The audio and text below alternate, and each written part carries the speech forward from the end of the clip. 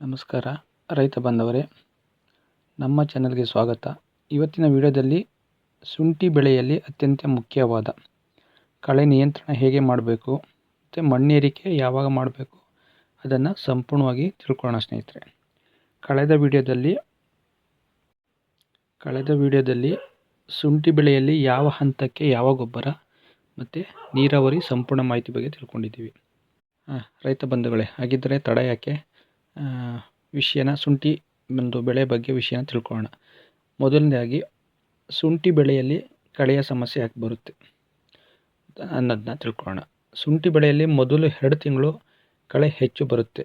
ಇದರಿಂದ ಸಮಸ್ಯೆ ಏನಾಗುತ್ತೆ ಅಂದರೆ ಪೋಷಕಾಂಶಗಳ ಸ್ಪರ್ಧೆ ಹೆಚ್ಚಾಗುತ್ತೆ ಮತ್ತು ಬೆಳವಣಿಗೆ ನಿಧಾನ ಆಗುತ್ತೆ, ಉತ್ಪಾದನೆ ಕಡಿಮೆ ಆಗುತ್ತೆ. ಆದ್ದರಿಂದ ಆರಂಭದಲ್ಲೇ ಕಳೆ ನಿಯಂತ್ರಣ ಬಹಳ ಮುಖ್ಯವಾಗಿರುತ್ತೆ. ಈಗ ನೀವು ಶುಂಠಿ ನಾಟಿ ಮಾಡಿ ಒಂದು 20ರಿಂದ ಮ್ಯಾಕ್ಸಿಮಮ್ ಅಂದರೆ 25 ದಿವಸದೊಳಗಡೆ ಕಳೆ ನಿಯಂತ್ರಣ ಮಾಡ್ಕೊಳ್ಳಿ. ಇದರಿಂದ ನಿಮಗೆ ಬೆಳೆಗಳಲ್ಲಿ ಒಂದು ಇಳುವರಿ ಬರಲಿಕ್ಕೆ ಹೆಲ್ಪ್ ಆಗುತ್ತೆ ಸ್ನೇಹಿತರೆ. ಎರಡನೇ ವಿಚಾರ, ಕಳೆ ನಿಯಂತ್ರಣ ವಿಧಾನಗಳು ಹೇಗೆ ಮಾಡ್ಕೋಬೇಕು ಅಂದರೆ, ಕೈಯಿಂದ ಕಳೆ ತೆಗೆದ್ಬೋದು.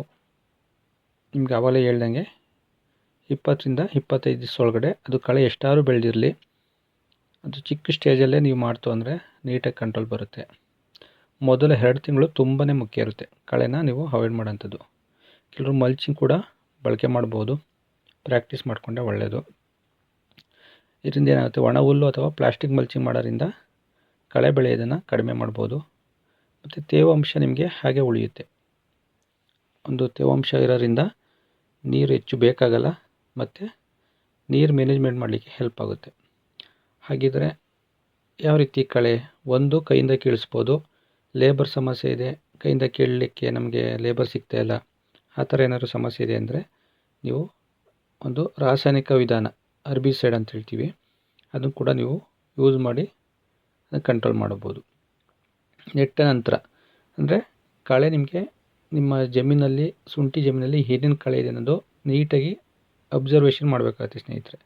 ಅಬ್ಸರ್ವೇಷನ್ ಮಾಡಿ ನೀವು ಅಂಗಡಿಗೆ ಹೋದಾಗ ಅಥವಾ ನಿಮ್ಗೆ ಯಾರು ಕಂಪನಿಯವರು ಸಜೆಷನ್ ಮಾಡ್ತಾಯಿದ್ದಾರೆ ಅಂದರೆ ಅವ್ರಿಗೆ ಯಾವ್ಯಾವ ಕಳೆ ಇದೆ ಅಂತ ನೀಟಾಗಿ ಹೇಳ್ತು ಅಂದರೆ ನಿಮಗೆ ಕಾಂಬಿನೇಷನ್ನ ನಾವೇ ನಿಮಗೆ ಸಜೆಸ್ಟ್ ಮಾಡ್ತೀವಿ.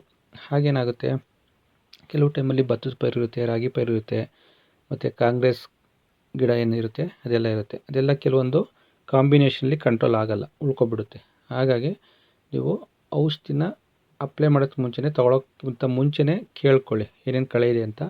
ನೀಟಾಗಿ ಕಾಂಬಿನೇಷನ್ ಮಾಡೋದ್ರಿಂದ ನಿಮಗೆ ಯಾವುದೇ ಕಳೆ ಇದ್ದರೂ ಕೂಡ ಎಲ್ಲ ಕಂಟ್ರೋಲ್ ಬರುತ್ತೆ. ಇದರಿಂದ ಏನಾಗುತ್ತೆ ಅನುಕೂಲ ಅಂದರೆ ನಿಮಗೆ ಡಬಲ್ ಕೆಲಸ ಆಗೋಲ್ಲ. ಕೆಲವೊಂದು ಕಳೆನಾಶಕನ ಮಾಡಿ ಕಳೆ ಉಳ್ಕೊಂತು ಅಂದರೆ ಮತ್ತೆ ನೀವು ಅಗೈನ್ ಕಳೆನಾಶಕ ಮಾಡಬೇಕಾಗತ್ತೆ. 2 ಸಲ ಮಾಡೋದ್ರಿಂದ ನಿಮಗೆ ಶುಂಠಿಗೆ ಡ್ಯಾಮೇಜ್ ಆಗೋಂಥ ಚಾನ್ಸಸ್ ಇರುತ್ತೆ. ಒಂದು ಇಲ್ಲ ಲೇಬರ್ ಹತ್ರ ಕೀಳಿಸ್ತೀವಿ ಅಂದರೆ ನೀವು ಕಳೆನಾಶಕ ಮಾಡೋಕ್ಕೂ ಖರ್ಚು ಮಾಡಿ, ಅಲ್ಲಿ ಲೇಬರ್ ಸ್ಪ್ರೇ ಮಾಡಲಿಕ್ಕೆಲ್ಲ ಖರ್ಚು ಮಾಡಿ, ಅಗೈನ್ ಮತ್ತೆ ಕಳೆ ಕೀಳಿಸ್ಲಿಕ್ಕೆ ಲೇಬರ್ ಮಾಡಬೇಕು ಅಂದರೆ ಆವಾಗ ನಿಮಗೆ ಖರ್ಚು ವೆಚ್ಚ ಜಾಸ್ತಿ ಆಗುತ್ತೆ. ಹಾಗಾಗಿ ದಯವಿಟ್ಟು ಈ ತಪ್ಪನ್ನು ಯಾರು ಮಾಡ್ಕೋಬೇಡಿ. ಒಂದು ಸಲ ಕಳೆನಾಶಕದಲ್ಲೇ ಕಂಟ್ರೋಲ್ ಆಗೋ ಥರ ನೀಟಾಗಿ ಕಳೆ ಏನಿದೆ ಅಂತ ಹೇಳಿದ್ರೆ ನಿಮಗೆ ಅಂಗಡಿಯವ್ರಿಗೆ ಹೇಳಿದ್ರು ಅವರು ಕರೆಕ್ಟಾಗಿ ಕಾಂಬಿನೇಷನ್ ಕೊಡ್ತಾರೆ. ಇಲ್ಲ ನಿಮ್ಗೆ ಯಾರು ಗೊತ್ತಿರೋ ಇದ್ದಾರೆ ಅಂದರೆ ಇಲ್ಲ ನಮಗೆ ಕಾಲ್ ಮಾಡಿ, ನಿಮಗೆ ಕರೆಕ್ಟ್ ಸಜೆಷನ್ ಕೊಡ್ತೀವಿ. ಆ ರೀತಿ ನೀವು ಮಾಡೋದ್ರಿಂದ ನಿಮ್ಮ ಕಳೆನ ಒಂದು ಟೈಮಲ್ಲೇ ಕಳೆನಾಶಕ ಮಾಡೋ ಮುಖಾಂತರ ಕಂಟ್ರೋಲ್ ಮಾಡಲಿಕ್ಕೆ ಹೆಲ್ಪ್ ಆಗುತ್ತೆ ಸ್ನೇಹಿತರೆ. ನೆಕ್ಸ್ಟು 3ನೇ ವಿಚಾರಕ್ಕೆ ಬಂದರೆ ಮಣ್ಣೇರಿಕೆ, ಅರ್ಥಿಂಗ್ ಅಪ್ ಅಂತ ಹೇಳ್ತೀವಿ. ಯಾಕೆ ಮುಖ್ಯ ಇದು ಮಣ್ಣೇರಿಕೆ, ಮಣ್ಣು ಹಾಕೋದು ಅಂತ ಹೇಳ್ತೀವಿ. ಮಣ್ಣೇರಿಕೆ ಮಾಡಿದ್ರೆ ಏನದರಿಂದ ಪ್ರಯೋಜನ, ಗೆಡ್ಡೆ ಚೆನ್ನಾಗಿ ಬೆಳೆಯುತ್ತೆ ಸ್ನೇಹಿತರೆ ಮತ್ತು ಕೊಳ್ಳೆ ರೋಗ ಬರೋಂಥದ್ದು ಕಡಿಮೆ ಆಗುತ್ತೆ, ಸಸ್ಯ ಸ್ಟ್ರಾಂಗಾಗಿ ನಿಂತ್ಕೊಳ್ಳುತ್ತೆ. ಇದರಿಂದ ಏನಾಗುತ್ತೆ, ನಿಮಗೆ ನೀರು ಸ್ಟೋರ್ ಆಗೋಲ್ಲ. ವಾಟರ್ ಕೊಟ್ಟು ಮಣ್ಣೇರಿಕೆ ಮಾಡ್ಕೊಳ್ಳೋದ್ರಿಂದ ಗಿಡ ಡೆವಲಪ್ಮೆಂಟ್ ಬರುತ್ತೆ, ನಿಮಗೆ ಗೆಡ್ಡೆ ಚೆನ್ನಾಗಿ ಇಳ್ದು ಬರಲಿಕ್ಕೆ ಹೆಲ್ಪ್ ಆಗುತ್ತೆ ಮತ್ತು ನೀರು ಬಸ್ತೋಗುತ್ತೆ. ಏನು ಚಾನಲ್ ಕಾವಲೆ ಮಾಡಿರ್ತೀರ ಅದಕ್ಕೆ ಬಸ್ತೋಗೋದ್ರಿಂದ ನಿಮಗೆ ನಿಮ್ಮ ಜಮೀನಲ್ಲಿ ರೋಗ ಬರೋಂಥದ್ದು ಲಕ್ಷಣಗಳು ತುಂಬ ಕಮ್ಮಿ ಆಗುತ್ತೆ. ಮತ್ತು 4ನೇ ಪಾಯಿಂಟು, ಮಣ್ಣೇರಿಕೆ ಯಾವಾಗ ಮಾಡಬೇಕು, ವೆರಿ ಇಂಪಾರ್ಟೆಂಟು. ಮೊದಲ ಮಣ್ಣೇರಿಕೆ ಸ್ನೇಹಿತರೆ 45 ದಿವಸಕ್ಕೆ ಮಾಡಿಸಿ, ಅಂದರೆ 1.5 ತಿಂಗಳಿಗೆ.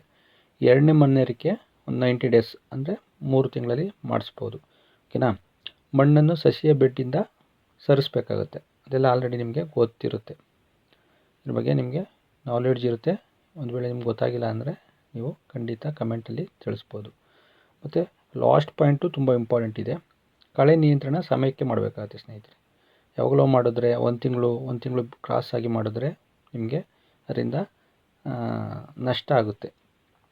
ಓಕೆನಾ. ಆಲ್ರೆಡಿ ಮೊಳಕೆ ಬಂದಿರುತ್ತೆ, ಮೊಳಕೆ ಎಲ್ಲ ಡ್ಯಾಮೇಜ್ ಆಗುತ್ತೆ, ಕಳೆ ಕಂಟ್ರೋಲ್ ಆಗೋಲ್ಲ, ಕಳೆ ಬಲ್ತಿರುತ್ತೆ, ಸ್ವಲ್ಪ ಹೋಗುತ್ತೆ ಸ್ವಲ್ಪ ಉಳ್ಕೊಳ್ಳುತ್ತೆ, ಇದೆಲ್ಲ ಸಮಸ್ಯೆ ಆಗುತ್ತೆ.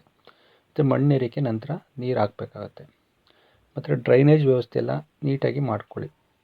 ಇದೆಲ್ಲ ಮಾಡೋದ್ರಿಂದ ನಿಮ್ಮ ಬೆಳೆಗಳಲ್ಲಿ ಪ್ರತಿಯೊಂದು ಹಂತ ಕೂಡ ಇಂಪಾರ್ಟೆಂಟ್ ಇರುತ್ತೆ ಸ್ನೇಹಿತರೆ.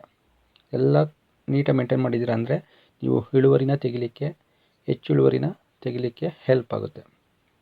ಈ ಕೊಟ್ಟಿರೋಂಥ ಮಾಹಿತಿ ನಿಮಗೆ ಉಪಯೋಗ ಆಗಿದೆ ಅಂದರೆ ನನ್ನ ವಿಡಿಯೋನ ಲೈಕ್ ಮಾಡಿ, ಹಾಗೆ ಶೇರ್ ಮಾಡಿ, ಮತ್ತು ನಿಮ್ಮ ರೈತ ಸ್ನೇಹಿತರು ಕೂಡ ತಲುಪಿಸಿ, ಅವರು ಕೂಡ ಹಂಚ್ಕೊಳ್ಳಿ ಸ್ನೇಹಿತರೆ. ಇಷ್ಟನ್ನು ಹೇಳ್ತಾ ನೆಕ್ಸ್ಟ್ ಒಂದು ಬೇರೆ ವಿಡಿಯೋದಲ್ಲಿ ಒಂದು ವಿಚಾರನ ನಿಮಗೆ ತಿಳಿಸ್ಕೊಡ್ಲಿಕ್ಕೆ ನಾನು ನೆಕ್ಸ್ಟು ಒಂದು ವಿಡಿಯೋ ಯಾವುದಪ್ಪ ಅಂದರೆ ಶುಂಠಿ ಬೆಳೆಯಲ್ಲಿ ರೋಗ ಮತ್ತು ಕೀಟ ನಿಯಂತ್ರಣ ಹೇಗೆ ಮಾಡಬೇಕಾಗತ್ತೆ, ಮತ್ತು ಶುಂಠಿ ಕುಯ್ಲು ಯಾವಾಗ ಮಾಡಬೇಕಾಗತ್ತೆ, ಈಲ್ಡ್ ಹೆಚ್ಚಕ್ಕೆ ಏನು ಮಾಡಬೇಕಾಗತ್ತೆ, ಯಾವ ಟಿಪ್ಸ್ನ ಯೂಸ್ ಮಾಡಬೇಕಾಗತ್ತೆ, ಶುಂಠಿ ಬೆಳೆಯ ಖರ್ಚು, ಲಾಭ ಮತ್ತು ಖರ್ಚು ಲೆಕ್ಕಾಚಾರ, ಈ ಟಾಪಿಕ್ ಬಗ್ಗೆ ನೆಕ್ಸ್ಟ್ ನಾನು ತಿಳಿಸ್ಕೊಡ್ತೀನಿ. ನಿಮಗೆ ಈ ಕೊಟ್ಟಿರೋಂಥ ಮಾಹಿತಿ ಇಷ್ಟ ಆಗಿದೆ ಅಂದರೆ ದಯವಿಟ್ಟು ಲೈಕ್ ಮಾಡಿ, ಹಾಗೆ ನಿಮ್ಮ ಅನಿಸಿಕೆಗಳನ್ನು ಕಮೆಂಟಲ್ಲಿ ತಿಳಿಸಿ. ನಿಮ್ಮ ಒಂದು ಪ್ರೋತ್ಸಾಹ ಹೀಗೆ ನನ್ನ ಒಂದು ಚಾನಲ್ಗೆ ಇರಲಿ ಅಂತ ಹೇಳ್ತಾ, ಇದು 1 ವರ್ಷ ಸ್ನೇಹಿತರೆ ಕಂಪ್ಲೀಟ್ ಆಗಿದೆ 26ನೇ ತಾರೀಕಿಗೆ. ಹಾಗೆ ತುಂಬ ಖುಷಿ ಆಗ್ತಾಯಿದೆ. ನೀವೆಲ್ಲರೂ ಕೂಡ ನಿಮ್ಮ ಒಂದು ಪ್ರೋತ್ಸಾಹ ಸಪೋರ್ಟು ಹೀಗೆ ಮುಂದೆ ಕೂಡ ನಿಮ್ಮ ಒಂದು ಪ್ರೋತ್ಸಾಹ ಹೀಗೆ ಇರಲಿ ಅಂತ ಹೇಳ್ತಾ, ಯಾರೆಲ್ಲ ನನ್ನ ಚಾನಲ್ಗೆ ಇನ್ನೂ ಸಬ್ಸ್ಕ್ರೈಬ್ ಆಗಿಲ್ಲ ದಯವಿಟ್ಟು ಸಬ್ಸ್ಕ್ರೈಬ್ ಮಾಡಿಕೊಂಡು ಬೆಲ್ ಐಕನ್ ಪಕ್ಕದಲ್ಲೇ ಕಾಣ್ತಿರುತ್ತೆ, ಅದನ್ನು ಹಾಲ್ ಅಂತ ಸೆಲೆಕ್ಟ್ ಮಾಡ್ಕೊಳ್ಳಿ. ನೆಕ್ಸ್ಟ್ ಹೊಸ ವೀಡಿಯೋ ಬಂದಾಗ ನಿಮಗೆ ನೋಟಿಫಿಕೇಷನ್ ಬರುತ್ತೆ. ನಿಮ್ಮ ಪ್ರೋತ್ಸಾಹ ಹೀಗೆ ಮುಂದುವರಿಲಿ ಅಂತ ಹೇಳ್ತಾ ನೆಕ್ಸ್ಟ್ ಒಂದು ಹೊಸ ವೀಡಿಯೋದಲ್ಲಿ ಸಿಗೋಣ ಸ್ನೇಹಿತರೆ. ನಿಮ್ಮ ಒಂದು ಬೆಳೆಯಲ್ಲಿ ಒಂದು ಸಕ್ಸಸ್ ಸಿಗಲಿ. ಏನು ಬೆಳೆ ಬೆಳೀತಿದ್ದೀರಾ, ಶುಂಠಿ ಇರ್ಬೋದು, ಬೇರೆ ಯಾವುದೇ ತರಕಾರಿ ಇರ್ಬೋದು, ಕಮರ್ಷಿಯಲ್ ಬೆಳೆ ಇರ್ಬೋದು, ಯಾವುದೇ ಆದರೂ ಕೂಡ ನಿಮ್ಮ ಒಂದು ಬೆಳೆಯಲ್ಲಿ ಒಂದು ಉತ್ತಮ ಇಳುವರಿ ಬಂದು ಒಳ್ಳೆಯ ಒಂದು ಬೆಲೆ ಸಿಗಲಿ. ರೈತರು ಯಾವಾಗಲೂ ಕೂಡ ನಮ್ಮ ಭಾರತ ದೇಶದ ಬೆನ್ನೆಲುಬು ಅಂತ ಹೇಳ್ತೀವಿ. ಹಾಗೆ ನೀವು ಯಾವಾಗಲೂ ಚೆನ್ನಾಗಿದ್ದರೆ, ನೀವು ಖುಷಿಯಾಗಿದ್ದರೆ, ನೀವು ಒಂದು ಲಾಭದಲ್ಲಿದ್ದರೆ ಇಡೀ ನಮ್ಮ ದೇಶನೇ ಒಂದು ಸಂತೋಷದ ಜೀವನ ನಡೆಸ್ಬೋದು ಅಂತ ಹೇಳ್ತಾ ನಿಮ್ಮೆಲ್ಲರೂ ಕೂಡ ನಮಸ್ಕಾರ ಹೇಳ್ತಾ ನೆಕ್ಸ್ಟ್ ಸಿಗೋಣ ಸ್ನೇಹಿತರೆ. ಎಲ್ಲರಿಗೂ ವಂದನೆಗಳು. Thank you so much. ಸರ್ವೋಜನ ಸುಖಿನೋ ಭವಂತು. Thank you.